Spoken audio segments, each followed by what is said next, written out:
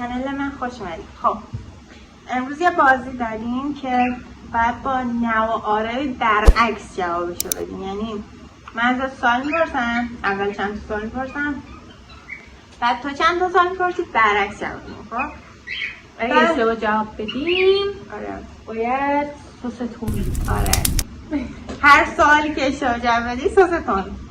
خب شروع کنیم. خیلی دنده. چی؟ سس خیلی دنده. شروع کنیم. اول من باید بپرسم سوالامو. شروع کنیم. بارو که خب یه سس بود. این ویدیو یا خیلی خنده‌دار میشه یا خیلی مسخره میشه یا همش سسخوری میشه. خب این سوال من بعد اول سوالام بپرسم، همه سوالم بعد تو. خب اینو بذار گلا. خب این سوال سومه.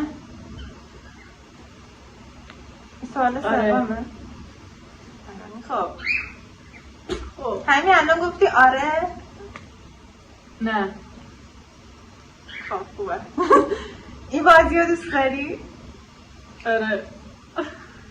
بعد گفتی نه.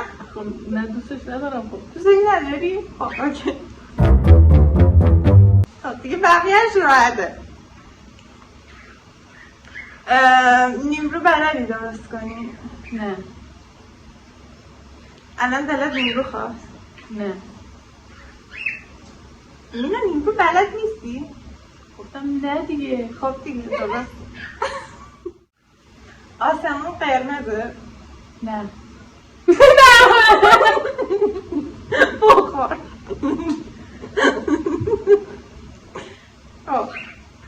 خیلی تونده. چجوری داری میخوریش واقعا؟ اما تون دوست دارم ولی خیلی تونده. آبش داغه؟ نه خوبه.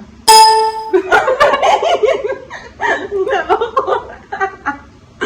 یعنی باورم نمیشه. این ویدیو یا خیلی خنده‌دار میشه یا خیلی مسخره میشه یا همش سسخوری میشه. ببر. تا حالا کسی رو فقط به خاطر قیافش دوست داشتی؟ نه. الان گفتی نه؟ آره. نه دیگه باید گفتی نه. نه دیگه اولش گفتم نه. خب باید گفتم الان گفتی نه بعد گفتی نه. نه دیگه برعکس بعد برعکس بگی دیگه. آره گفتی نه. بخور. او چیز بیادم نکنم.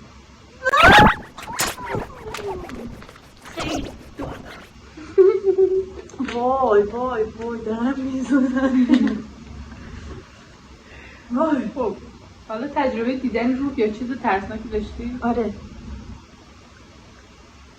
آره. چقدر؟ یعنی چی چقدر؟ چرا؟ چرا؟ حالا امتحان تقلب کردی؟ نه. چند بار؟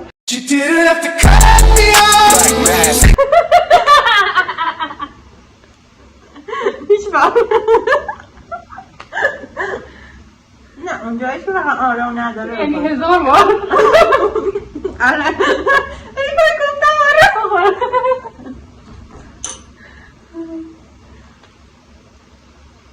وای.